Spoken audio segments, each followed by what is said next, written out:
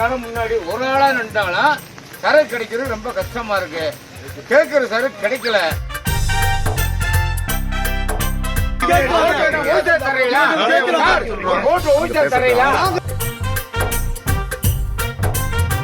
கணிக்கணக்கு எடுத்து தர்றது 5 நிமிஷம் நில்லுங்கன்றாங்க.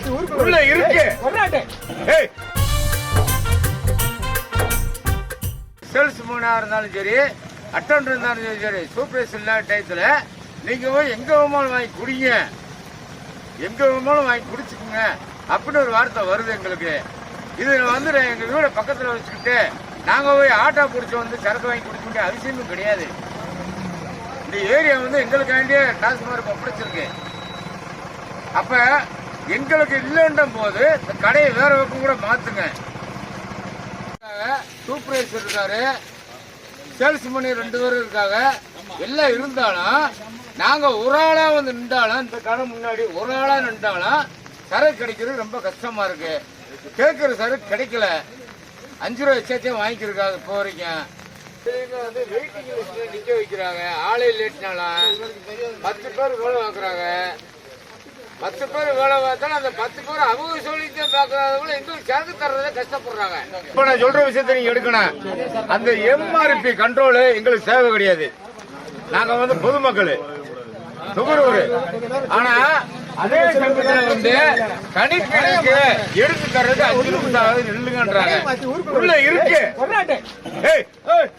டைமண்ட் அலாட்மெண்ட் இருக்கு. கவர்மெண்ட்ல என்ன அலாட்மெண்ட் இருக்கோ அந்த அலாட்மெண்ட் தான் ஒரு கடைக்கு வரும். அதை வச்சுதான் அவங்க விற்க முடியும்.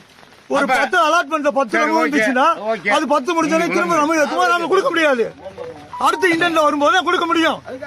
எம்சி கேட்பாங்க, இது 2 தவிர கேட்க மாட்டாங்க. அதனால கேட்ட சரக்கு கிடைக்கிற வார்த்தை சொல்ல முடியாது. ஒண்ணு. அதே மாதிரி இப்ப பார்க்காரோட தூண்டுதல்ல இவங்க வந்து பண்றாங்க. பண்ணட்டும், எனக்கு பிரச்சனை இல்ல. பார்ல கடைக்கு என்ன ரூல்ஸ் சொல்றாங்களோ அந்த ரூல்ஸ் பார்க்கு இருக்கணும். சிலிண்டர் இருக்கக்கூடாது, உள்ள பிளாஸ்டிக் பொருள் பயன்படுத்தக்கூடாது, ஃபுட் சேஃப்டி இருக்கணும். சிட்ட பில்லு என்ன இதுக்கோ அந்த எம்ஆர்பி ரேட்டு போட்டுருக்கணும். இந்த வேலைகள்லாம் இருக்கணும். செய்யுங்க, ஆட்டோமேட்டிக்கா எடுத்துக்கோ.